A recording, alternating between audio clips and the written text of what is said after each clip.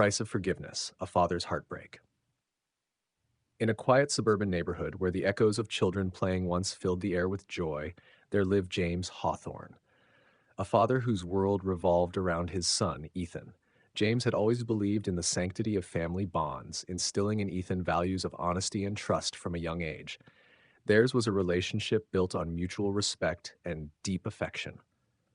One crisp autumn evening, as James returned home from work, he noticed an unfamiliar tension lingering in the air. The house, usually filled with warmth and laughter, now felt strangely silent.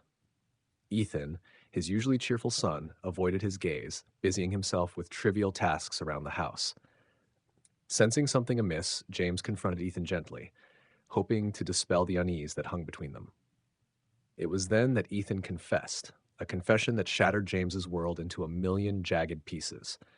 His son, his confidant, had betrayed his trust in the most profound way possible. Ethan had been involved in a series of deceitful actions, ones that struck at the very core of their relationship. The revelation hit James like a sudden storm, leaving him stunned and unable to comprehend the magnitude of what had transpired. The initial shock gave way to a torrent of emotions: anger, hurt, and a profound sense of betrayal that cut deep into James's heart. Every memory they had shared, every lesson imparted, now seemed tainted by this betrayal. The trust he had placed in Ethan had been shattered, leaving behind a void that seemed impossible to fill. Days turned into weeks as James grappled with the turmoil raging within him. Sleep became elusive, replaced by endless nights spent replaying moments of their past together, searching for clues he might have missed. The once vibrant colors of their memories now seemed muted, overshadowed by the stark reality of betrayal. In the midst of his emotional turmoil, James found himself confronting the daunting prospect of forgiveness.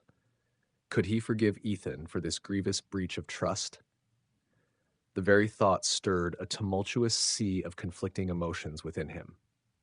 On one hand, there was a deep-rooted desire to salvage their fractured relationship, to mend the bond that had been so brutally tested. On the other hand, the wounds were fresh, raw with pain that seemed insurmountable. As days turned into weeks, James wrestled with forgiveness, a journey fraught with uncertainty and anguish. He found solace in the quiet moments of introspection, where he allowed himself to acknowledge the depth of his hurt and anger. It was a cathartic process, one that slowly paved the way for healing. Through it all, James discovered the true cost of forgiveness, not just the act of letting go of resentment, but the profound courage it demanded. Forgiveness was not a pardon for Ethan's actions, nor did it erase the pain of betrayal. Instead, it was a choice to release the burden of anger that threatened to consume him, a choice to reclaim the fragments of trust that remained. In the quiet solitude of their home, amidst the faint echoes of forgiveness, James and Ethan embarked on a fragile journey of reconciliation. It was a journey marked by tentative steps and heartfelt conversations, where words held the weight of unspoken apologies and unshed tears. They navigated through awkward silences and moments of painful honesty, slowly rebuilding what had been broken. As time passed, the wounds began to heal, leaving behind scars that spoke of resilience and strength. James realized that forgiveness was not a one-time gesture, but a continuous act of grace, a testament to the enduring bond between a father and his son. Their story, though marked by heartbreak and betrayal, was also a testament to the enduring power of love and forgiveness. And so, in the quiet corners of their shared history, James and Ethan forged a new chapter, one built on the fragile foundation of forgiveness, where the echoes of their past mistakes faded into the promise of a future renewed. The days that followed Ethan's confession dragged on like an endless winter. James found himself caught in a suffocating web of emotions, each day a war between heart and mind. His instincts as a father screamed for him to forgive, to reach out, to embrace Ethan and tell him that love could survive even the deepest wounds. But every time he edged toward forgiveness, the searing pain of betrayal yanked him back like a tide, leaving him battered on the shore of his own heartbreak. Inside, James fought a bitter, invisible war. Mornings greeted him with a hollow ache in his chest. Nights closed in around him like iron bars. He would stand in Ethan's doorway some nights, watching the boy he had raised sleep restlessly, the soft moonlight outlining the familiar curve of his jaw, the childhood innocence still lingering on his face. How could he? James would think, his hands curling into fists at his sides. How could he betray everything we built together? The battle raged on, a desperate yearning to heal clashing against the raw fury that demanded justice for his broken heart. But forgiveness, he realized, demanded a terrifying sacrifice: vulnerability. James had spent a lifetime building walls of trust, and Ethan's betrayal had smashed them to rubble. To forgive would mean tearing down the new walls he was building, the ones made of bitterness, anger, and fear. It would mean exposing himself again to the possibility of more pain, more disappointment. The thought was paralyzing. James feared that if he opened his heart once more, he would be inviting Ethan to shatter it again. Vulnerability had once been a strength between them, a bridge of open conversations, laughter, and whispered dreams. Now it felt like stepping barefoot into a minefield, every step a risk he wasn't sure he could bear. Meanwhile, the anger he clutched so tightly began to exact its own price. It burned within him like acid, eating away at his peace, poisoning even the small moments of daily life. Meals were taken in silence, the air thick with unspoken words. Simple exchanges, "How was your day?" or "Good night," were loaded with tension, brittle and cold. James noticed how quickly he snapped at coworkers, how fatigue hung over him like a storm cloud.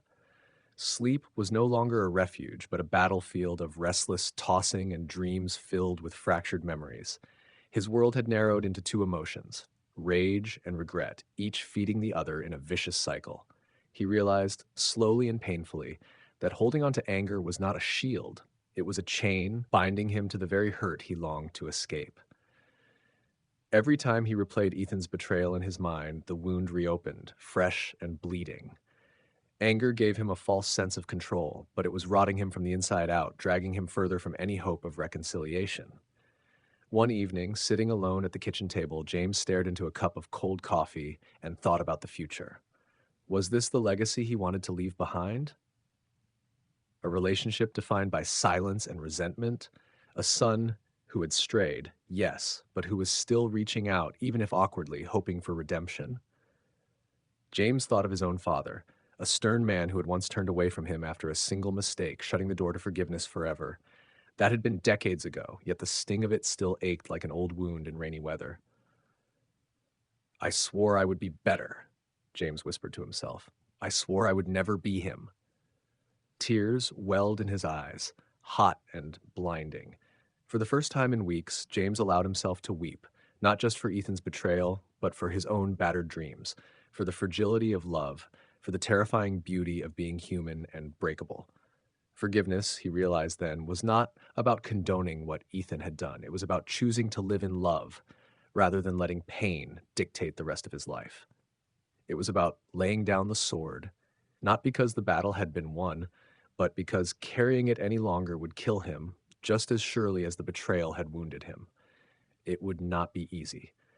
Forgiveness would be a daily decision, a slow stitching together of trust ripped apart.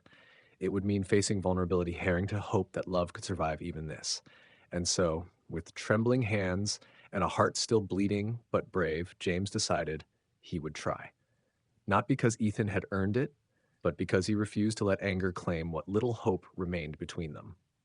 He rose from the kitchen table and walked toward Ethan's room, each step heavier than the last, but driven by something stronger than pain: love, battered but unbroken. As he paused at the door, he heard the quiet rustle of Ethan moving inside, a restless soul weighed down by his own regret. James knocked softly, his voice catching in his throat. "Son, can we talk?" It wasn't an end to the heartbreak, it wasn't a neat conclusion, but it was a beginning, raw, imperfect, and real. The fragile first step towards something neither of them could yet name, but both of them desperately needed. Forgiveness would cost James more than he had ever imagined, but holding on to the pain would have cost him everything. James sat across from Ethan that night, their conversation halting, awkward, raw. There were no grand apologies, no sweeping declarations of love, just two wounded souls groping in the dark for a bridge back to each other. But even after that tentative first step, James knew the road ahead was not something he could walk alone. The ache inside him was too big, too complex to silence with a single talk or a few tentative hugs. It clung to him like a second skin, whispering doubts, anger, and fear into his ear. One rainy Saturday afternoon, James found himself in the living room with his sister, Margaret. She had always been a quiet strength in his life, a steady presence when storms hit. As the rain pattered against the windows, he finally opened up, letting the words spill out, halting, painful, but necessary. Margaret listened without judgment, her eyes soft and understanding. When he finally finished, she reached out and squeezed his hand. "You don't have to carry this alone, Jamie," she said softly. "You're allowed to grieve, you're allowed to hurt, but you're also allowed to heal with help." Those words lodged deep inside him. He had spent so long trying to be the unbreakable father figure that he had forgotten he too was human, capable of breaking, capable of needing help. Encouraged by Margaret, James reached out to a local counselor specializing in family trauma.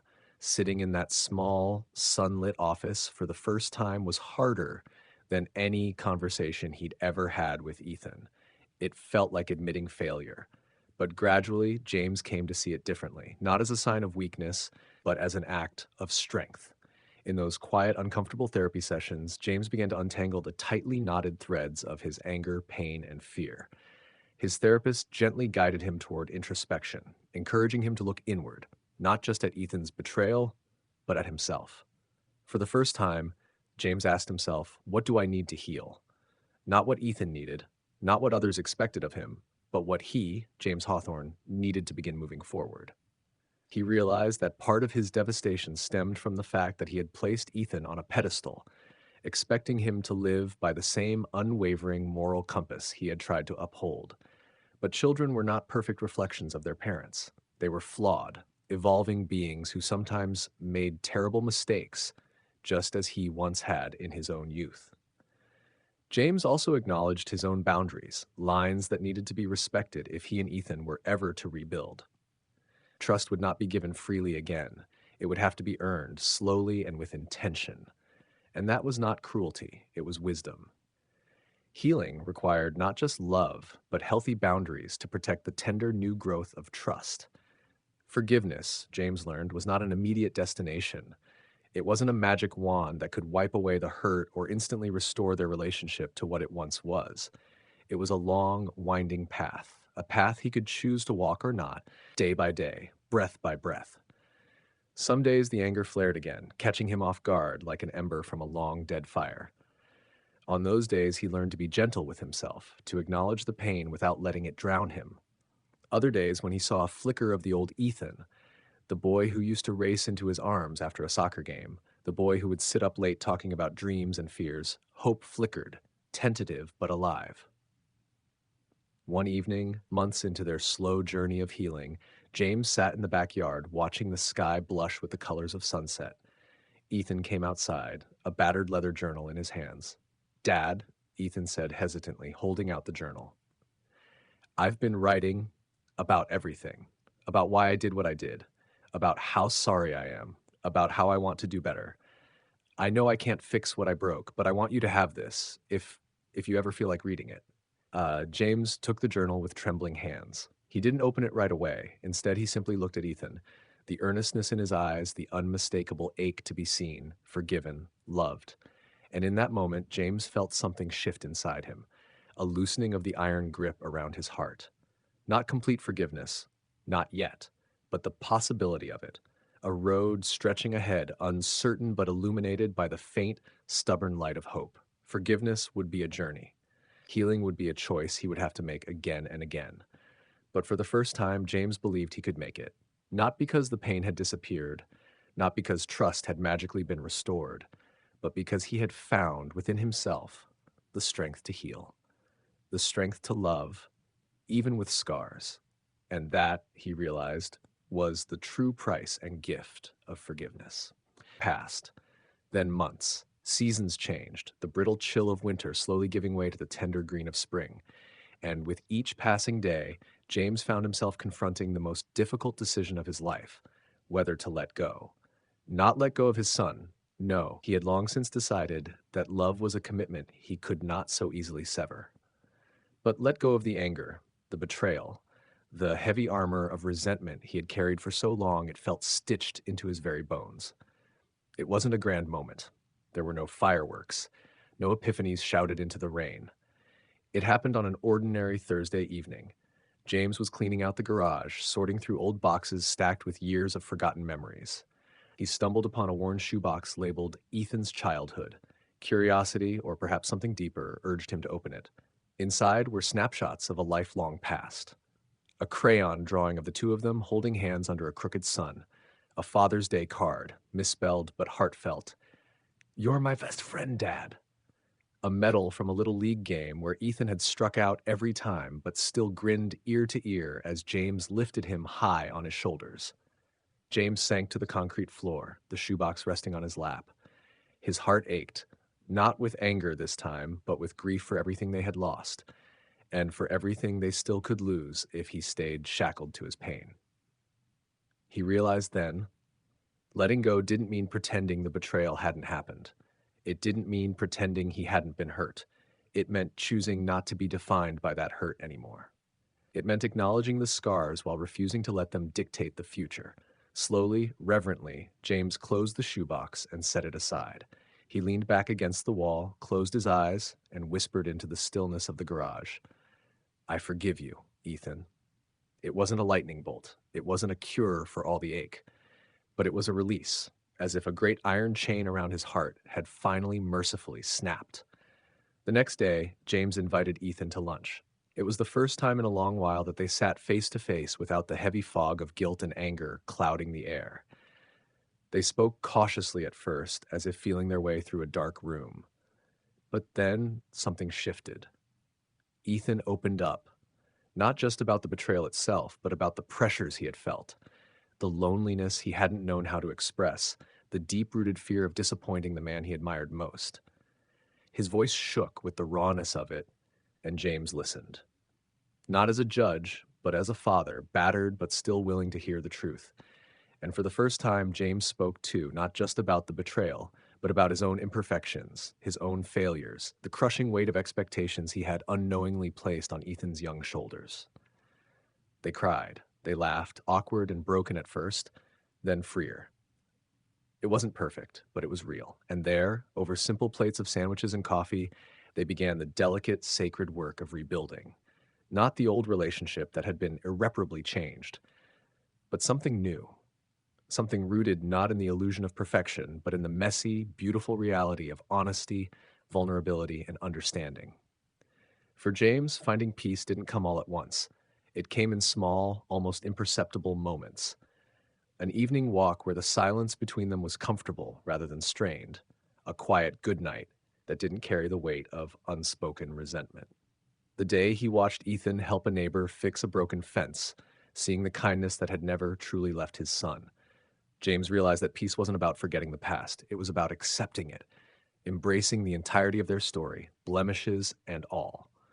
He found peace in forgiving himself too, for his anger, for the ways he had failed, for being human. And in that acceptance, he found something even rarer: freedom. Freedom to love Ethan not as the perfect son he once imagined, but as the flawed, striving, beautiful soul he truly was. Freedom to hope, to trust again, not blindly, but bravely. The price of letting go had been steep. It had cost James his pride, his illusions, his need for control, but it had bought him something far more precious: a second chance. Not at the life he had once planned, but at a deeper, truer connection. And in the gentle unfolding of that connection, James Hawthorne discovered the quiet, abiding grace of forgiveness and the boundless, unbreakable strength of a father's love. The power of time. A full year had passed. The house felt different now, not because it was fuller or busier, but because it was lighter. There was a warmth in the spaces that once echoed with silence. A quietness, yes, but one that hummed with the steady pulse of healing rather than the hollow ache of resentment. James sat on the back porch one evening, the sun dipping low into a sherbet-colored horizon. He cradled a mug of tea in his hands, feeling the residual warmth seep into his skin, and watched Ethan fixing the loose hinge on the garden gate. His movements were slow, deliberate, no longer the frantic gestures of a boy desperate to prove himself, but the steady work of someone grounded, growing. Healing, James reflected, was not a single decision or a sweeping moment of transformation. It was 1,000 tiny choices made quietly, stubbornly, over time. It had been a long road. Some days James still caught himself hesitating, waiting for the old hurts to flare up, for anger to demand a voice. But over time, the sharp edges of his pain had softened, worn down by patience, understanding, and the choice, again and again, to let love lead him forward. He had learned that forgiveness was not a gift given to Ethan alone. It was something James had given himself. By releasing the anger, he had freed himself from the suffocating weight of bitterness.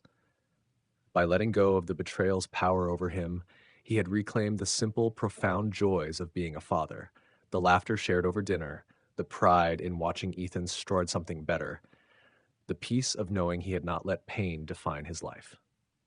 Forgiveness had not erased what happened. It had simply built something stronger atop the ruins, a relationship forged not from perfection, but from grace. James leaned back in his chair, the wood creaking beneath him, and let out a long, slow breath. He realized then that time had not just healed the wound, it had transformed it. It had turned a raw, gaping hole into something deeper, more complex, a scar that spoke of survival, of growth, of love that had endured. Ethan wiped his hands on a rag and glanced back at James with a sheepish grin. "It's not perfect," he said, gesturing to the gate. James chuckled, setting down his mug. "Neither are we," he said, "but we're still standing." Ethan smiled, a real, unguarded smile, and James felt something inside him loosen completely, like the final knot in a tangled rope finally giving way. He rose, walked across the yard, and clapped a hand on Ethan's shoulder. They stood there for a long moment, father and son, broken and mended, scarred but stronger.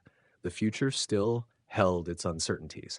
There would still be mistakes, misunderstandings, moments where old wounds threatened to resurface. But there was also trust, slowly rebuilt, and love, quieter now but deeper than ever before. For anyone facing the long, painful road of betrayal and forgiveness, James wished he could reach through the aching, that blinding dark, and offer them a whisper of hope. Healing is not a straight line. Forgiveness is not a weakness. Time, patient, faithful, relentless, can soften the hardest hearts and rebuild even the most shattered bonds. Not to erase the past, but to reclaim the future. And sometimes the most powerful thing you can do is to choose, each day, to stay open, to love anyway, to heal, scarred but still standing, with your heart stitched together by time, forgiveness, and the unbreakable power of hope.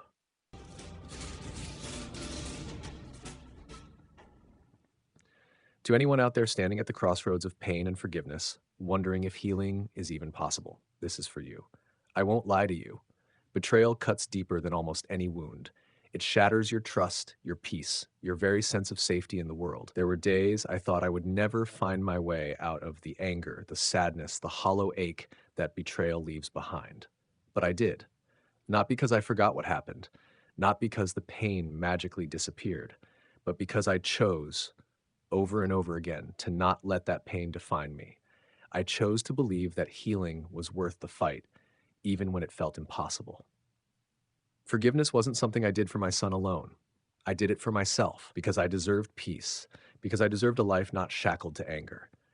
It took time. It took patience. It took falling down and getting back up more times than I can count. And it's still a journey, one that continues every single day. But if you're standing where I once stood, aching and afraid, know this: you are not broken beyond repair. You are not weak for wanting to heal.